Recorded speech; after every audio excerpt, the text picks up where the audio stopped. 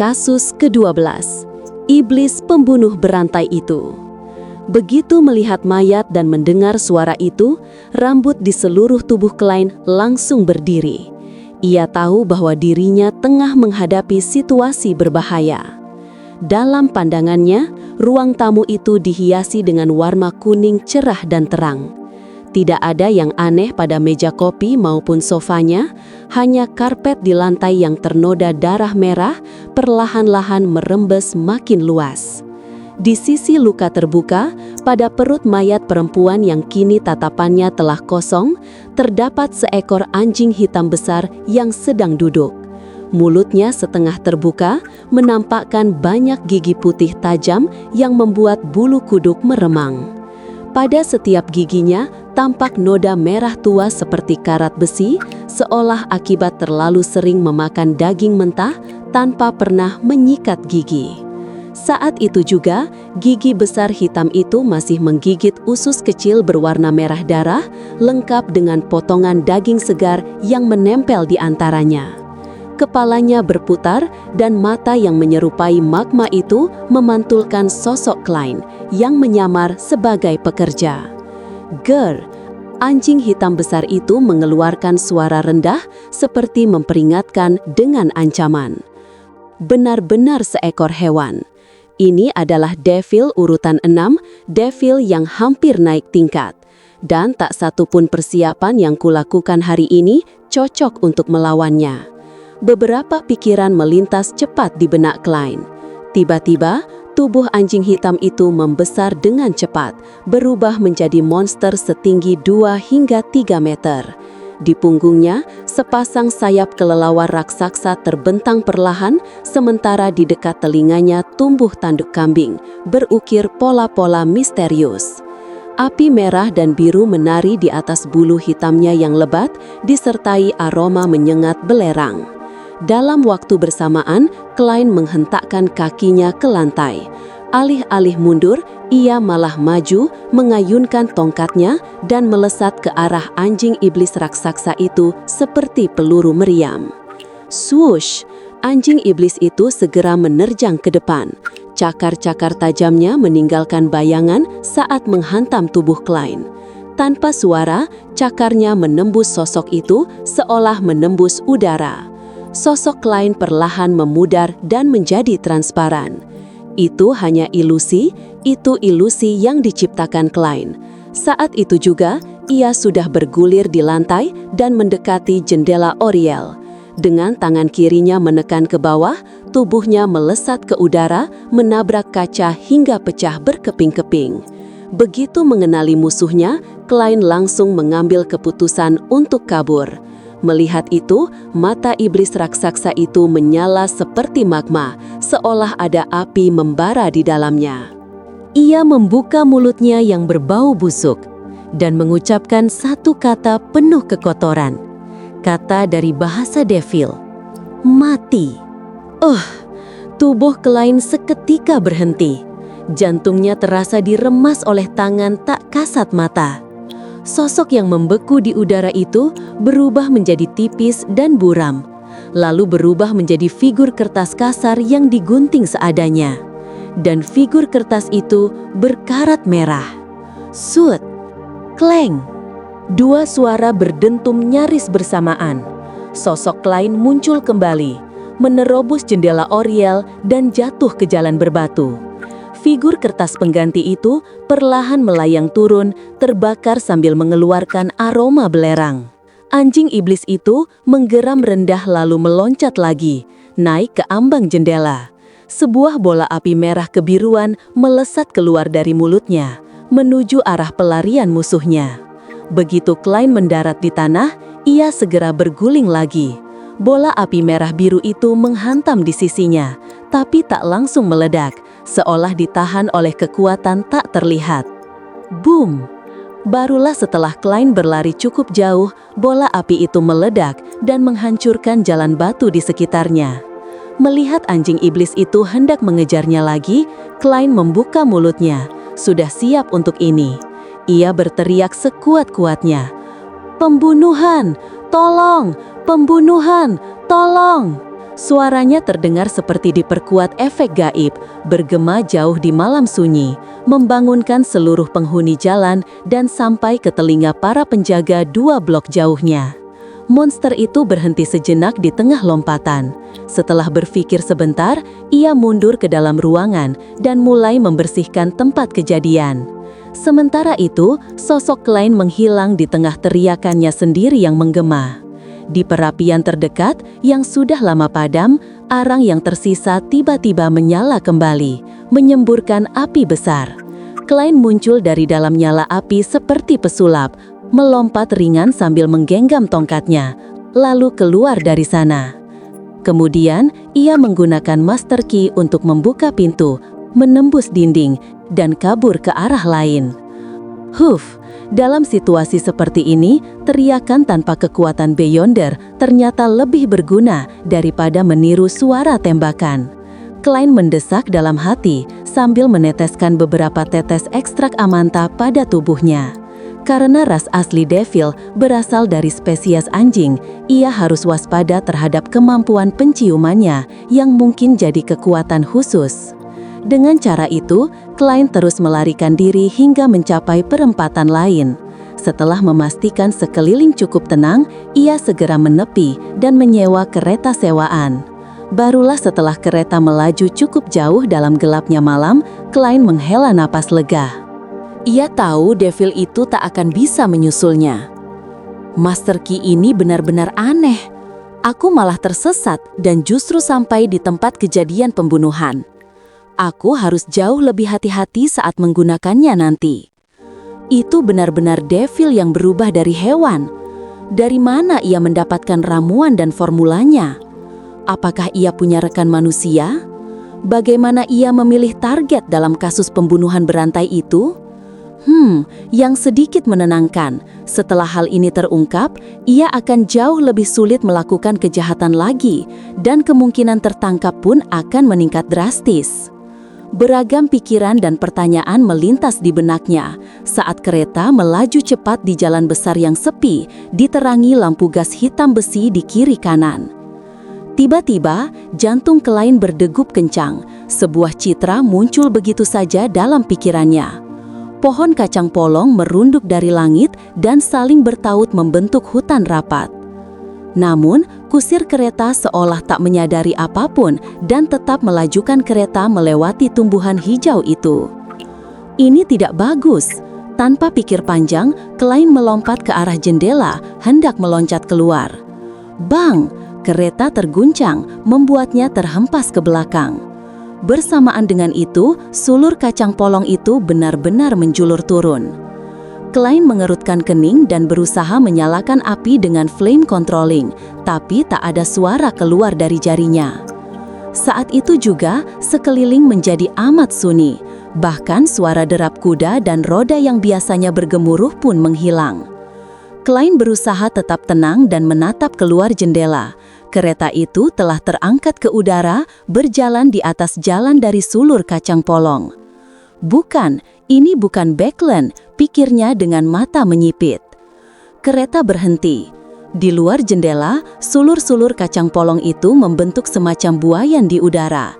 Sepasang sepatu kulit hitam tergantung di sana, dan suara lembut namun tanpa emosi terdengar di telinga Klein. Apa yang sedang kau lakukan? Itu perempuan dari dalam museum. Dia kemungkinan seorang Beyonder urutan tinggi. Sepertinya dia tidak mengenaliku. Lagi pula, aku menyamar menggunakan peluit tembaga milik Azik. Dia pasti mendengar teriakanku dan datang memeriksa. Pikiran Klein berpacu cepat. Ia menelan ludah dengan sengaja, lalu berkata, "Aku seorang detektif swasta, banyak teman dan aku sedang menyelidiki kasus pembunuhan berantai belakangan ini. Aku memiliki benda mistik namanya Master Key. Ia bisa membuka pintu dan menembus dinding, tapi juga bisa membuat pemiliknya tersesat. Dalam proses itu, aku tak sengaja sampai di tempat kejadian. Karena bukan tandingan si pembunuh, aku hanya bisa berteriak minta tolong sambil berlari." Semua yang kukatakan itu kebenaran, Klein menambahkan dalam hati. Setelah ia selesai bicara, tak ada jawaban untuk sementara. Namun, ia merasa seolah pandangan tajam menembus kereta, menyingkap semua benda yang ia bawa. Untung saja, peluit tembaga Azik dan penanda buku itu sudah kusimpan di atas kabut abu-abu. Pikir Klein lega. Kehati-hatian memang selalu menyelamatkan. Setelah keheningan yang menyiksa, suara lembut tapi tanpa emosi itu terdengar lagi. Kunci itu memiliki kutukan. Jangan pernah menggunakannya, kecuali benar-benar terpaksa. Begitu kata-kata itu selesai, sekeliling langsung berubah. Semua sulur kacang polong, jalan hutan, jalan menuju langit, lenyap seketika. Kereta kembali melaju di jalan kota, di antara deretan lampu gas besi hitam. Klein tetap waspada, sampai kereta tiba di dekat Isboro. Ia membayar ongkos 8 soli. Biasanya, kereta sewaan tak akan masuk ke jalanan Isboro karena rawan perampokan. Di salah satu kamar di Black Palm Street, Klein berganti pakaian, lalu langsung tidur. Ia tidak berusaha kembali ke Minsk Street sebelum tengah malam. Kasus pembunuhan ke-12 baru saja terjadi, situasi di Backland pasti akan makin tegang. Ia tidak langsung naik ke atas kabut abu-abu untuk meneliti rahasia penanda buku itu. Ia bertindak seperti peran yang baru saja ia perkenalkan pada perempuan misterius itu, seorang beyonder urutan rendah, detektif pribadi dengan sedikit kekuatan goib. Malam ini penuh kejutan, benar-benar menegangkan. Padahal aku cuma mencuri sesuatu. Ya, sepertinya sebagian besar masalah bisa disalahkan pada master key ini. Klein mencibir diri sendiri dan cepat tertidur. Keesokan paginya, ia menghirup kabut tebal yang menusuk tenggorokan sambil berjalan santai pulang. Ia mengambil surat kabar dan beberapa surat dari kotak pos. Begitu membuka pintu, ia membuka koran secara acak dan menemukan judul utama seperti yang sudah ia duga. Kasus ke-12. Devil muncul lagi. Polisi menyatakan bahwa mereka telah mengidentifikasi pelaku. Sedangkan pencurian benda di Royal Museum hanya disebutkan di kolom kecil yang tak mencolok. Bahkan tak disebutkan benda apa yang dicuri. Surat tanpa perangko yang datang bersama koran itu ternyata tagihan air yang harus dibayar Klein sendiri. Ia hanya melirik sekilas, lalu melemparnya ke meja kopi sebelum naik ke lantai 2 untuk memanaskan air bak mandi. Saat uap mulai memenuhi kamar mandi, ia segera mengambil 4 langkah berlawanan arah jarum jam untuk memasuki ruang di atas kabut abu-abu. Di dalam istana purba yang abadi itu, Klein duduk dan mengangkat penanda buku bergambar Kaisar Rosel. Tidak mudah mendapatkanmu ya? Ia mengelus lembut permukaan kartu itu dan menghela napas pelan. Penanda buku itu.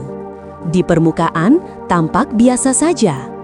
Potret Rosel telah dipajang di berbagai sudut aula pameran, dan gambar yang terpampang di penanda itu berasal dari masa ketika ia sudah setengah baya. Klein terus membolak-balik penanda buku itu dengan seksama, dan menemukan sebuah tusukan kecil, tanda pasti bahwa inilah penanda yang telah diverifikasi oleh Nona Justice. Ia mencoba menyebarkan spiritualitasnya, perlahan-lahan menginjeksikannya ke dalam penanda. Namun, sama seperti benda biasa, spiritualitasnya hanya mengalir tanpa menembusnya, juga tak menimbulkan perubahan apapun. Benar juga, Rosel memang berniat menemukan seseorang yang ditakdirkan, jadi ia tidak akan membuatnya terbatas hanya untuk para beyonder. Klein berpikir sejenak, lalu dengan lembut berkata dalam bahasa Feysak, Raja Bajak Laut.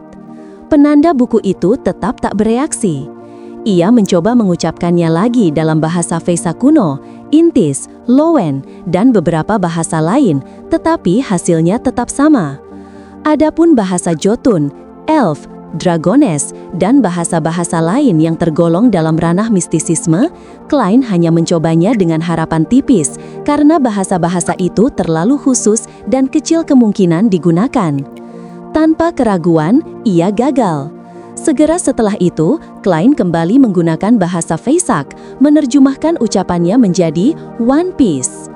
Penanda itu tetap berdiam di telapak tangannya, tanpa tanda-tanda keanehan. Klein mengulangi langkah-langkah yang sama seperti sebelumnya, memakai berbagai bahasa, namun terus-menerus menemui kegagalan. Sepertinya tebakan awalku salah. Rosel muda mungkin menggunakan lelucon Raja Bajak Laut hanya sebagai gurauan, tapi ketika sudah tua, ia mungkin tak akan melakukannya lagi. Bagaimanapun juga, manusia akan menua dan berubah. Klein merenungi kesalahannya sambil mengetuk ujung meja panjang bernoda itu dengan jarinya, berusaha keras menafsirkan potongan informasi dari catatan harian Rosel untuk membuka rahasia penanda buku itu. Beberapa saat kemudian, ia mengeluarkan pena dan kertas, menuliskan proses berpikirnya agar tak kehilangan arah. Saat membuat ini, Rosel pasti sedang gila dan putus asa. Ia jelas menampilkan selera humornya yang menyimpang. Yang ditakdirkan akan menerimanya, kalimat itu saja sudah jadi bukti karena tak sesuai dengan gaya bahasa zaman sekarang. Dengan demikian, aku bisa yakin bahwa dia memang ingin seseorang secara kebetulan menemukan keunikan dari kartu-kartu blasfemi. Kalau begitu, cara membukanya tak mungkin sesuatu yang terlalu mustahil, tapi juga bukan hal yang sering muncul dalam kehidupan sehari-hari. Rosel menginginkan kebetulan. Misalnya, seseorang memegang penanda tak berharga ini dan secara acak mengucapkan sebuah kata tertentu, lalu, "Selamat, kau baru saja mendapatkan kesempatan besar." Ya, ini sangat cocok dengan selera humornya yang menyimpang. Jika mengikuti alur logika ini, setiap kartu blasfemi pasti memiliki mantra pembuka yang berbeda. Menggunakan satu kata untuk membuka semua kartu jelas tidak sesuai dengan gaya Rosel. Lalu, apa mantra untuk membuka kartu ini? Yang pertama bisa dicoret adalah kata-kata yang umum yang sering diucapkan.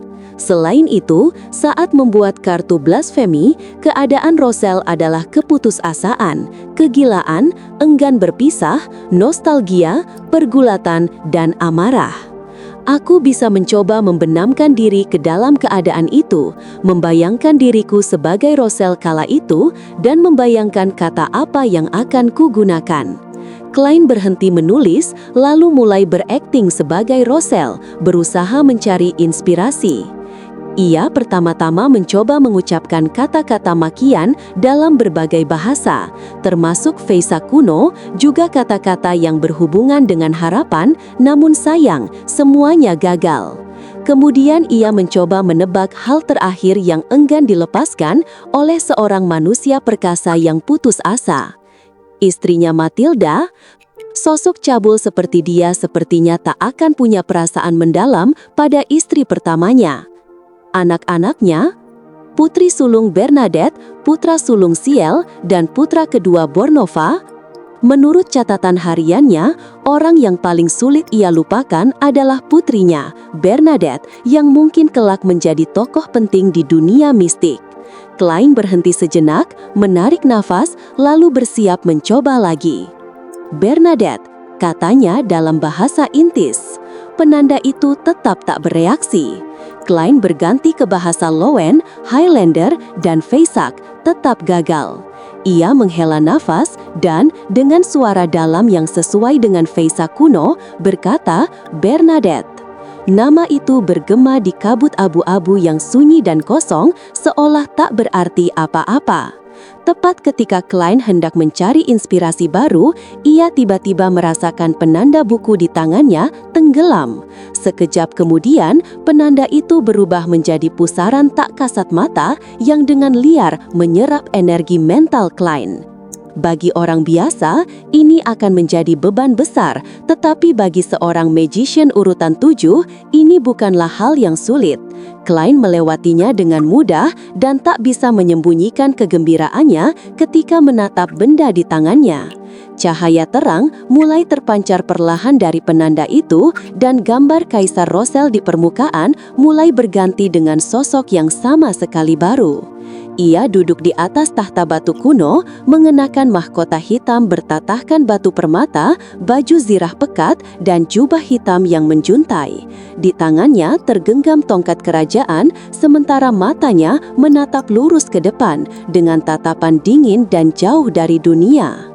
Di sudut kiri atas penanda, muncul satu baris tulisan yang terbentuk dari cahaya bintang. Urutan 0, Black Emperor. Urutan 0? Benar saja, rahasia para dewa tersembunyi di dalamnya. Black Emperor ternyata adalah urutan 0, pikir Klein sambil tersenyum, antara kagum dan terkejut. Tak lama kemudian, penanda itu menjadi 3 dimensi, menyerupai buku mini. Buku itu terbuka tanpa angin, menampilkan Rosel dengan tudung putih, disertai tulisan penjelas dalam bahasa Feisa kuno. Urutan 9, Lawyer. Mahir menemukan dan memanfaatkan celah aturan serta kelemahan lawan, memiliki kemampuan retorika dan penalaran luar biasa. Formula ramuan. Klein melirik bahan-bahan formula itu tanpa meneliti secara detail, lalu menyentuh halaman itu, membuat buku itu membalik sendiri. Urutan 8, Barbarian. Masalah yang tak bisa diselesaikan oleh hukum akan diselesaikan dengan kekuatan. Ini juga bagian dari aturan. Para Beyonder di urutan ini memiliki ketahanan tinggi terhadap pengaruh psikologis. Formula ramuan. Setiap kali Klein menyentuhnya, buku hasil kartu blasfemi itu terus membalik halaman. Urutan 7, Briber. Urutan 6, Baron of Corruption. Urutan 5, Mentor of Disorder. Urutan 4, Earl of the Fallen. Urutan 3, Frenzied Mage. Urutan 2, Duke of Entropy. Urutan 1, Prince of Abolition. Urutan 0, Black Emperor.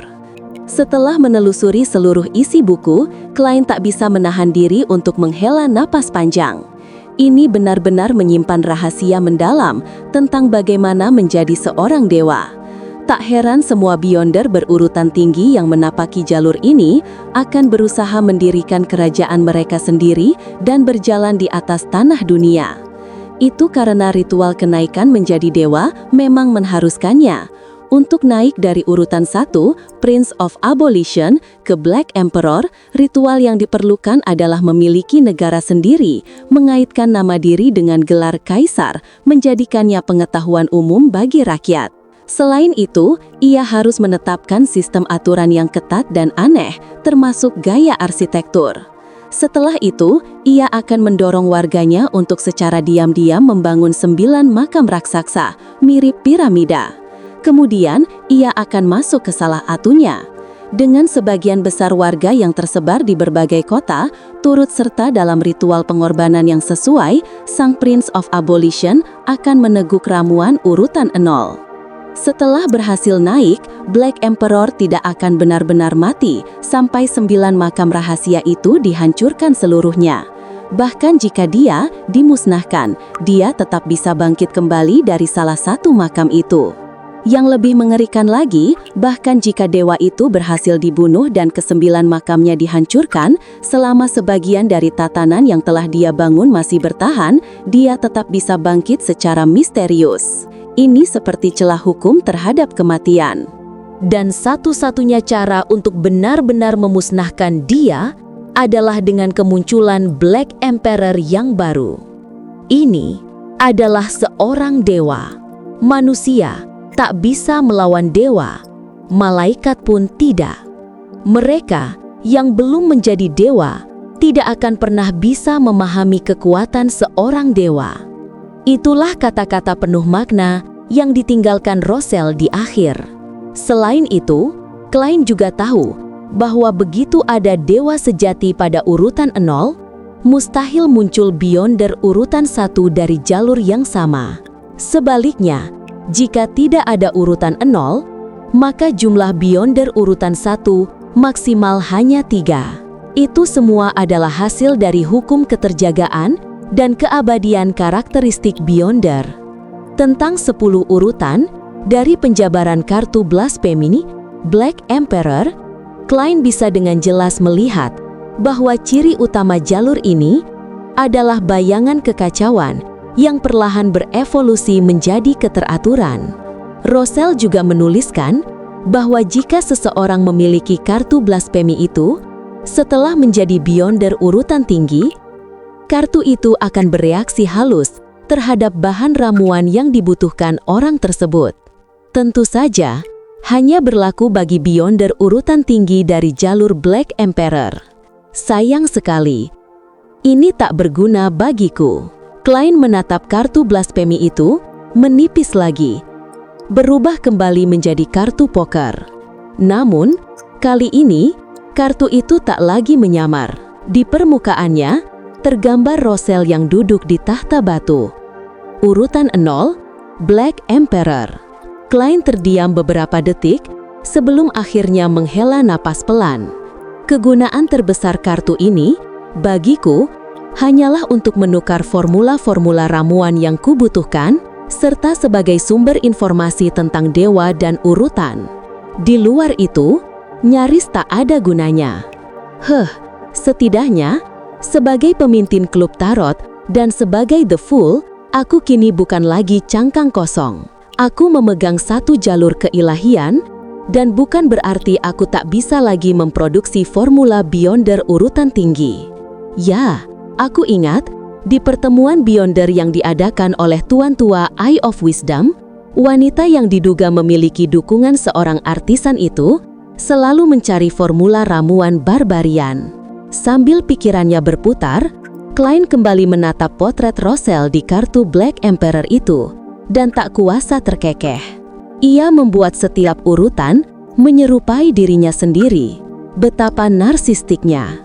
Aku jadi penasaran, seperti apa rupa kartu blasfemi jalur demones. Setelah menenangkan pikirannya, Klein menghancurkan penanda buku lain yang sebelumnya ia ambil secara acak, dan mendapati bahwa penanda itu hanyalah penanda biasa. Setelah semua itu selesai, ia mengganti posisi duduknya, bersandar di kursi, dan menanggapi permohonan Nona Justice dari malam sebelumnya dengan tenang. Penanda itu adalah kartu blasfemi yang dibuat oleh Rosell. Empress Borough, kediaman Earl Hall, ruang makan. Seperti biasanya, Audrey sedang mengucapkan doa sebelum makan malam bersama ayah, ibu, dan kakaknya. Terpujilah Sang Dewi. Ia menepuk dadanya di 4 titik searah jarum jam untuk mengakhiri doa. Namun, sebelum ia sempat menyelesaikannya, pandangannya diselimuti kabut abu-abu tebal. Sosok jauh yang tampak memandang ke bawah pada semua hal dan semua orang membuka mulutnya dengan penuh wibawa. Itu adalah kartu blasfemi buatan Rosell. Tuan Fool, kartu blasfemi. Audrey yang akhirnya menerima jawaban sempat girang namun segera terdiam bingung. Ia tak mengerti apa yang dimaksud dengan kartu blasfemi.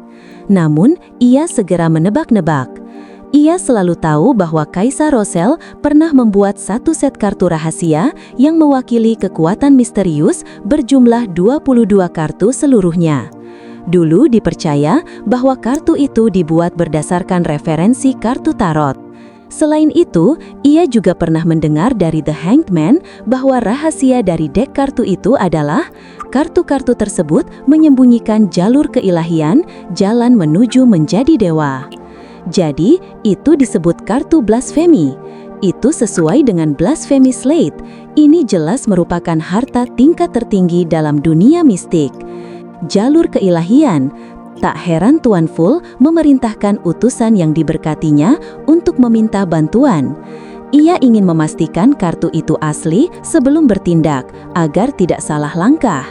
Kalau tidak hati-hati, alih-alih mendapatkan target yang benar, justru bisa membuat gereja God of Steam and Machinery tahu bahwa sebuah pembatas buku menyembunyikan kartu blasfemi.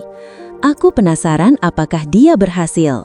Para Beyonder dari gereja God of Steam and Machinery belum datang untuk melakukan penyelidikan rutin. Mungkin dia masih menyiapkan rencananya. Tubuh Audrey bergetar halus saat ia kembali melihat sosok samar di tengah kabut abu-abu pekat, sosok yang sedang berdoa. Dengan hormat, sosok itu berkata, "Wahai Tuan Ful yang agung, tolong sampaikan rasa terima kasihku kepada sang pemeriksa. Berkat bantuannya, operasiku berjalan lancar. Untuk itu, aku bersedia menaikkan hadiah menjadi 3.000 pound yang bisa dipotong dari 5.000 pound yang belum dibayarkan. Ini adalah bagian yang layak diterima pihak tersebut." Dia berhasil begitu saja. Tapi saat aku membaca halaman depan koran-koran itu, tak ada berita pencurian di pameran. Semua hanya memberitakan korban ke-12 dari pembunuhan berantai. Menaikkan hadiah menjadi 3.000 pound berarti utusan yang diberkati Tuan Ful memang berhasil mengambil pembatas buku yang menyimpan kartu blasfemi tanpa diketahui siapapun. Hebat sekali. Walaupun istilah yang diciptakan oleh Kaisar Rosel mungkin tidak elegan, tidak sopan, dan tidak sesuai dengan citraku sebagai seorang bangsawan, tapi itu satu-satunya kesan yang kurasakan sekarang. Klub tarot kita kini memiliki satu jalur keilahian yang utuh di tangan. Mungkin jalur yang lengkap kan? Aku penasaran jalur yang mana. Tapi, apapun itu, ini mewakili jalan menuju keilahian. Di bawah kemuliaan Tuan Ful, suatu hari nanti, kita akan menjadi faksi tersembunyi terkuat di dunia. Aku juga penasaran, apakah pembatas buku lainnya juga menyembunyikan kartu blasfemi? Audrey menahan kegembiraannya sambil merasakan keinginan dan kebanggaan. Ia membiarkan pelayan makan membentangkan serbet di pangkuannya sebelum pandangannya beralih pada Earl Hall yang seperti biasa membaca koran saat sarapan.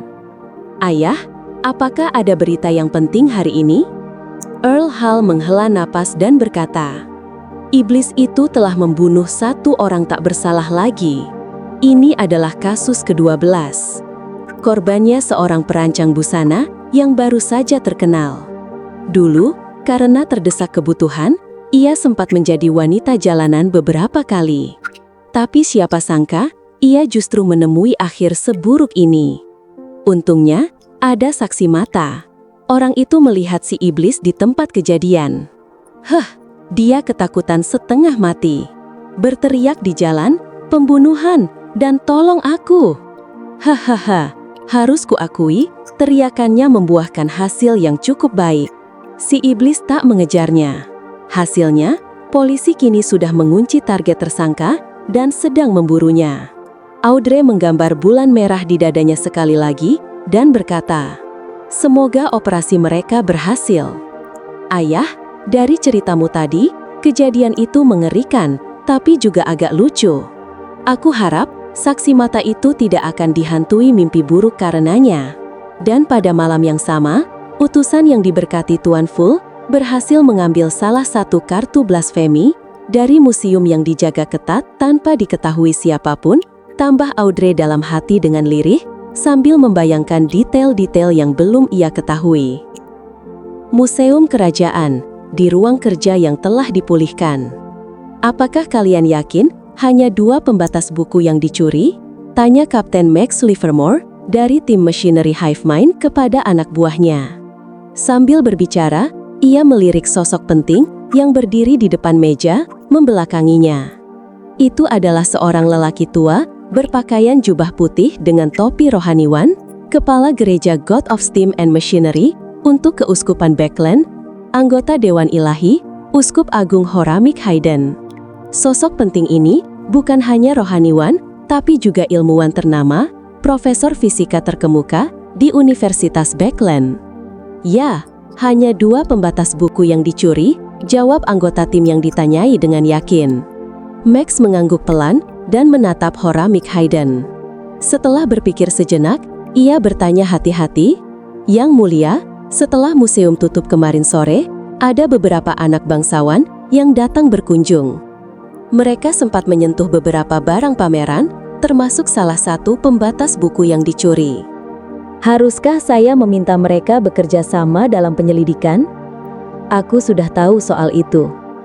Tangan Horamik terkulai alami saat ia berbalik dan berkata tenang, "Aku sudah memastikan bahwa anak-anak bangsawan itu tidak ada hubungannya dengan pencuri yang mengambil pembatas buku, jadi tak perlu melibatkan mereka."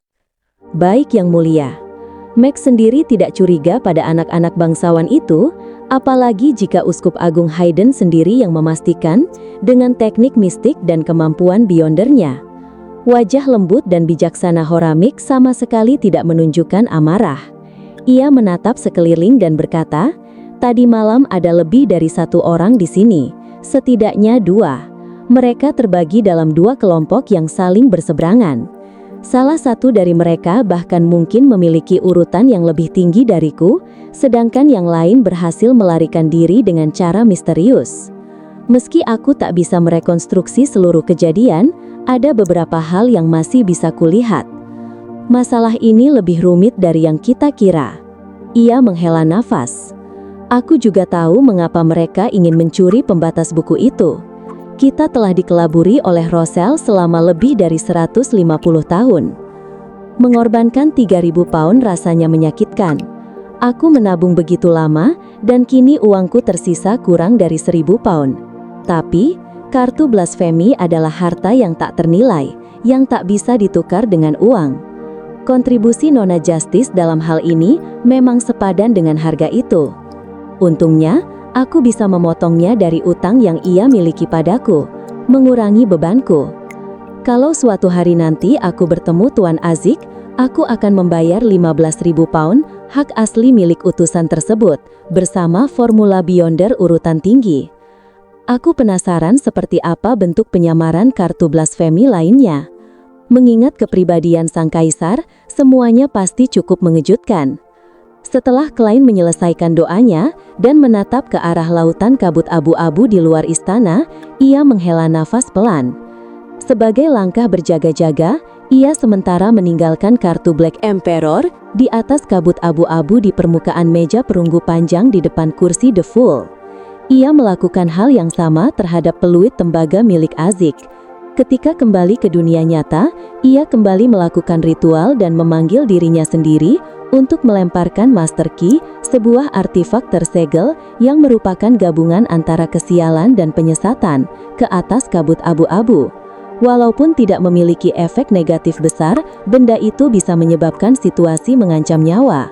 Ia berencana tidak menggunakannya kecuali sangat perlu.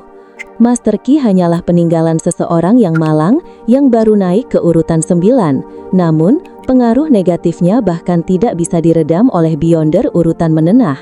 Sepertinya ada faktor tambahan di balik kehilangan kendali sang apprentice yang membuat situasinya menjadi abnormal. Sekarang kupikir keputusanku sebelumnya benar. Untuk menyelidiki Jalan Verdi nomor 32 di selatan jembatan, aku harus berhati-hati dan benar-benar siap. Ya, aku harus ingat sesuatu. Efek artefak tersegel mungkin tidak sepenuhnya berkaitan dengan urutan pemiliknya. Aku harus mempertimbangkan banyak faktor, termasuk kemungkinan tercemarnya artefak oleh dewa jahat. Klein mandi dengan air yang sudah dingin, lalu keluar dari kamar mandi dengan segar. Ia turun ke bawah dan menikmati pancake jagung yang dibelinya di perjalanan pulang. Makanan khas dataran tinggi kerajaan Vena Potter yang renyah, harum, dan manis. Setelah kenyang, ia meninjau kembali pengalamannya semalam untuk memastikan tak ada petunjuk yang tertinggal. Bahkan dengan Master Key, kalau aku bukan Beyonder, mustahil aku bisa lolos dari tangan seorang devil. Waktu itu, wanita misterius yang kuat itu pasti sudah tahu aku bukan detektif biasa. Aku juga tidak berusaha menyembunyikan hal itu. Fakta bahwa dia tak menangkapku berarti dia mungkin Beyonder resmi yang ramah pada Beyonder liar, atau dia bukan bagian dari 3 gereja maupun militer.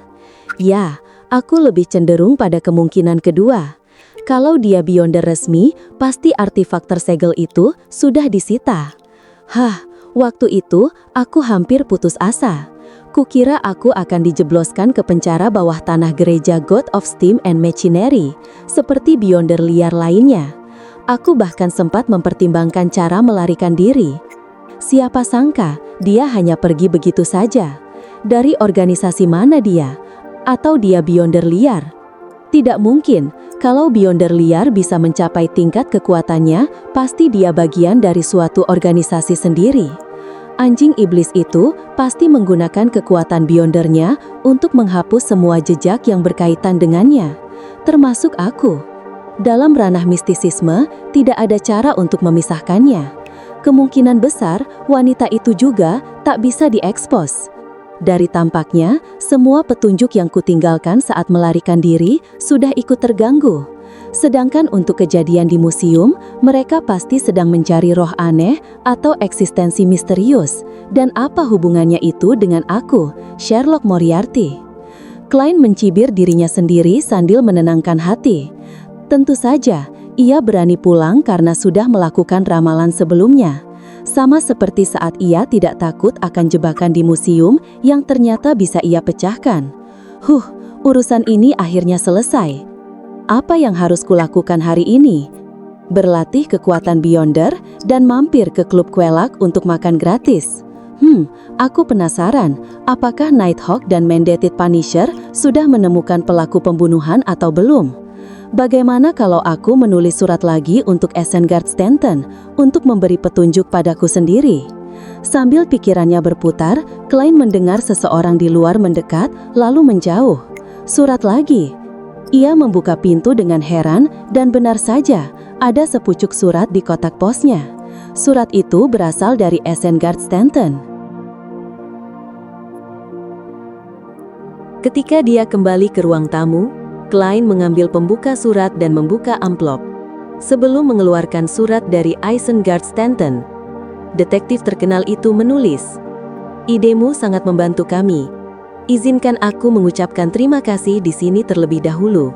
Setelah menerima suratmu, kami segera mengerahkan beberapa orang untuk menyisir area-area penting.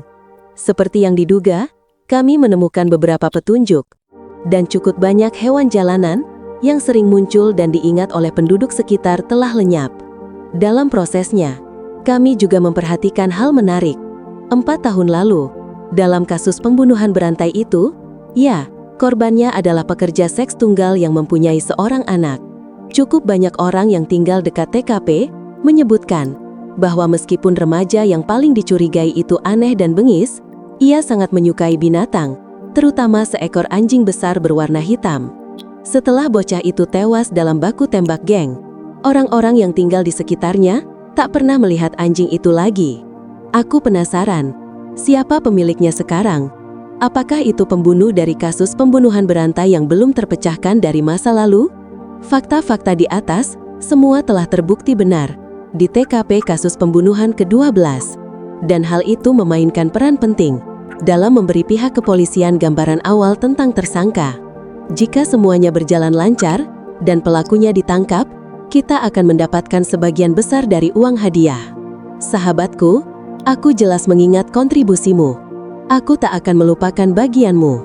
Isengard Stanton tampaknya curiga bahwa aku mengetahui kebenaran tentang sang iblis, sehingga ia sengaja menyiratkan sesuatu. Klein meletakkan surat itu dan bergumam pelan. Namun, surat ini juga membuatnya lega. Pihak resmi Beyonders tidak sedang mencari orang yang salah.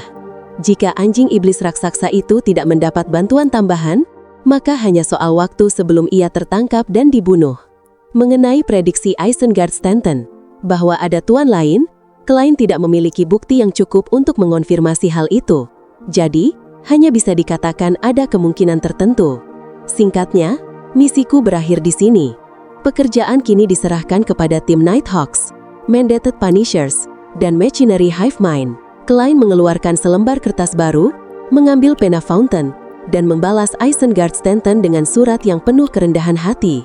Ia juga mengabaikan petunjuk halus itu, seperti halnya seorang detektif privat biasa. Setelah memotong sebuah boneka kertas lagi, dan mengirimkan surat itu, Klein berjalan santai ke halte kereta umum untuk menunggu. Hal berikutnya yang harus dilakukan adalah menunggu uangnya.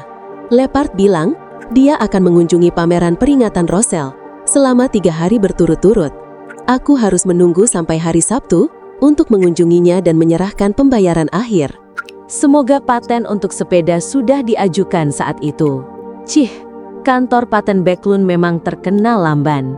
Klein sudah membuat rencana untuk hari itu. Karena tidak ada pertemuan Beyonder, sehingga ia tak bisa membeli item yang sesuai, tiba-tiba ia punya banyak waktu luang. Ia tidak perlu sibuk untuk sementara waktu. Pagi ini, aku akan ke klub kuelak, berlatih ketepatan menembak, melatih kekuatan beyonderku, makan siang di sana, lalu mencari sirkus yang lebih baik untuk mengamati pertunjukan pesulap dan lihat apakah aku bisa mendapat inspirasi. Dia mengeluarkan jam saku emasnya dan melihatnya. Ia naik kereta umum dengan suasana hati yang baik. Hillstone Borough, klub kuelak. Karena klien sering datang setidaknya 2 kali seminggu, para pelayan mengenalnya dan tidak mengharuskannya menunjukkan bukti keanggotaan atau lencenga konstelasi Frostnya. Hari itu Rabu pagi, dan karena kebanyakan anggota klub kuelak berasal dari kelas menengah yang masih memiliki pekerjaan tetap dan pantas, sulit bagi mereka untuk berkunjung kecuali hari Minggu, waktu teh, atau ketika mereka mengambil cuti kerja. Balai yang luas dan terang itu tampak sangat sepi. Hanya ada beberapa orang duduk di sudut tempat meja kopi dan sofa berada. Melihat sekeliling, klien melihat seorang kenalan dan menghampirinya. "Talim, dengan cuaca secerah ini, kau seharusnya berada di Turf Club." Kenalannya itu adalah Talim, sang pelatih berkuda aristokrat yang memperkenalkan klub kepadanya atas permintaan Nyonya Mary Dumont. Pernah suatu kali, ia membawa klien sebuah pekerjaan, perlindungan reporter Daily Observer, Mike Joseph, saat perjalanannya ke Golden Rose untuk investigasi. Talim menengadah, menyentuh ikal coklat pendeknya, dan tersenyum. Kebetulan, detektif terhormat. Apa kabar? Sudah lama aku tak melihatmu." "Itu karena kau tak datang ke klub selama beberapa hari." Klien tersenyum saat duduk di sofa di samping Talim. "Aku sedang membantu polisi dengan kasus pembunuhan berantai. Meskipun mungkin tidak selalu membuahkan hasil, hadiahnya menggoda. Selain itu, membina hubungan baik dengan polisi sangat penting bagi kita para penyidik swasta." "Apa yang barusan kukatakan sebenarnya membual. Sebenarnya aku hanya karakter biasa yang diundang bergabung." Ia mengejek dirinya sendiri dalam hati. Di antara beberapa anggota yang duduk di area sofa yang sama di belakang mereka, seorang pria yang tampak seperti pialang saham memulai diskusi tentang saham Western Railway terbaru dan saham East Balam Plantation. Talim tidak meragukan jawaban klien. Ia terkekeh dan berkata, "Ini memang hal yang akan menyibukkan detektif besar." Setelah beberapa basa-basi, ia perlahan memasuki keadaan termenung. Tepat ketika klien akan berpamitan dan pergi ke lapangan tembak bawah tanah, Talim tiba-tiba memandangnya dan berkata, "Tuan Moriarty, boleh saya bertanya sesuatu?" Anda bisa kenakan biaya konsultasi. Yang ini gratis." "Oh ya, panggil aku Sherlock saja." Klien tertawa. Talim mengangguk pelan dan berkata gugup, "Aku punya seorang teman yang jatuh cinta pada orang yang seharusnya tidak dia cintai. Bagaimana seharusnya dia menghadapi situasi semacam itu? Meskipun aku selalu percaya bahwa siapapun yang membuka pertanyaan dengan "aku punya teman", pada dasarnya berarti "aku sendiri." Warna emosi pada Talim menunjukkan bahwa ini bukan untuk dirinya. Ia dalam dilema, tapi aku tidak melihat bekas-bekas rasa sakit. Setelah mengaktifkan spirit vision-nya, klien bersandar sedikit, merapatkan kedua tangan, dan berkata, "Maaf, tapi aku bukan psikiater atau pakar di koran dan majalah yang ahli memecahkan masalah asmara. Saran satu-satunya adalah jangan melanggar hukum." Hehehe, itu lelucon. Pertama, kita harus mengerti bagaimana tidak seharusnya itu muncul. Apakah ada permusuhan antar keluarga? Talim meliriknya dan berkata dengan nada menyerah, "Tidak. Ini bukan Romeo dan Juliet." Mendengar jawaban Talim, klien seolah mendengar gumaman khayal di telinganya. Pengarang, Roselle Gustav. Pengarang, Roselle Gustav. Pengarang, Roselle Gustav. Menggelengkan kepalanya, ia meminta maaf kepada Shakespeare dan tersenyum. Karya sang Kaisar Roselle, ini memang terlalu klasik. Kalau bicara soal cinta yang tak seharusnya, aku tak bisa menahan diri untuk tidak memikirkannya. Lalu kenapa mereka tak boleh bersama? Talim terdiam beberapa detik sebelum berkata, "Aku harus merahasiakannya." "Maaf, pura-puralah aku tak bertanya." "Rahasia? Itu pasti seseorang yang punya kedudukan tertentu. Mencintai seseorang sejenis? Mencintai seseorang yang memiliki hubungan darah?" Klein menahan rasa penasarannya dan berkata sambil membuka tangan, "Kalau begitu aku cuma bisa memberi saran lagi. Baca buku laris tentang cinta yang penuh gairah, seperti Stormwind Mountain Villa dan Love and Jealousy." Talim menggerak-gerakkan bibirnya beberapa kali, menghela napas, dan berkata, itu hanya bisa dijadikan pilihan terakhir. Bagiku, perasaan yang ada di novel-novel laris itu terasa tak mungkin terjadi pada orang normal. Aku juga berpikir begitu. Klein serentak menyetujui. Setelah saling bertukar senyum dengan Talim, ia bangkit dan menuju lapangan tembak bawah tanah untuk melatih menembak dan kekuatan Beyondernya. Saat hampir tengah hari, ia kembali ke lantai pertama dan langsung ke kafetaria prasmanan. Ia tadi memperhatikan bahwa menu yang terbatas hari ini adalah hati angsa goreng dengan saus anggur merah, dipadu irisan apel, dan roti yang direndam mentega. Setelah mengambil makanannya, Klein membawa nampan itu ke meja tempat Talim duduk. Saat itu ada seorang kenalan lain yang juga atas dasar yang sama merekomendasikan keanggotaannya. Ia adalah ahli bedah, Eren Ceres. Sebelum ia sempat duduk setelah menaruh nampan, Klein melihat sebuah kruk bersandar di kursi sang ahli bedah ternama. "Eren, apa yang terjadi?" Ia bertanya dengan prihatin. Pria tinggi dan kurus itu memakai kacamata berbingkai emas dan tampak dingin. Ia menepuk pelan kakinya yang kanan dan berkata, "Jangan menyebutnya. Ini benar-benar sial. Aku tergelincir dari tangga dan patah cukup parah, jadi harus dipasang plester." "Kau memang sial." Klein menghela napas setuju, memotong sepotong hati angsa, mencelupkannya ke saus, dan memasukkannya ke mulut. Aroma yang muncul saat potongan itu meleleh di mulutnya menggugah seluruh indera pengecapnya. "Aku sudah lama kurang beruntung." Eren menyenggol bingkai kacamatanya dan mengusap pelipisnya sambil berkata. Lalu, ia menatap Klein, lalu Talim, sebelum bertanya gugup, "Tuan Moriarty, apakah kau? Apa?" Klein menengadah. Eren merendahkan suaranya. "Kau detektif terkenal, pasti kenal banyak orang kan?" "Bisa dibilang," jawab Klein tanpa mengerti maksud Eren. Eren menatap Talim lagi dan menarik napas dalam-dalam. "Kau kenal siapapun yang seperti dukun desa? Maksudku, beberapa peramal yang agak bisa atau penggemar mistik. Kurasa rangkaian nasib burukku belakangan ini terlalu tidak normal. Aku tahu itu mungkin penipuan atau pembohongan, tapi tak ada cara lain untuk menghilangkan nasib buruk ini. Aku sudah mencoba ke gereja, berdoa, bersedekah, menghadiri misa, tapi tak ada yang berhasil." "Peramal yang mampu dan penggemar mistik, sepertinya kau sedang membicarakanku." Klein merenung dan berkata, "Eren, ceritakan secara rinci apa yang terjadi padamu." Di sisinya, Talim juga mengangguk. "Jangan khawatir, aku mungkin seorang penganut Tuhan, tapi aku tidak menolak hal-hal berbau mistik." Eren menghela napas penuh kecemasan. "Ada banyak hal, misalnya membuat kesalahan di meja operasi, mengalami kecelakaan di lokomotif uap.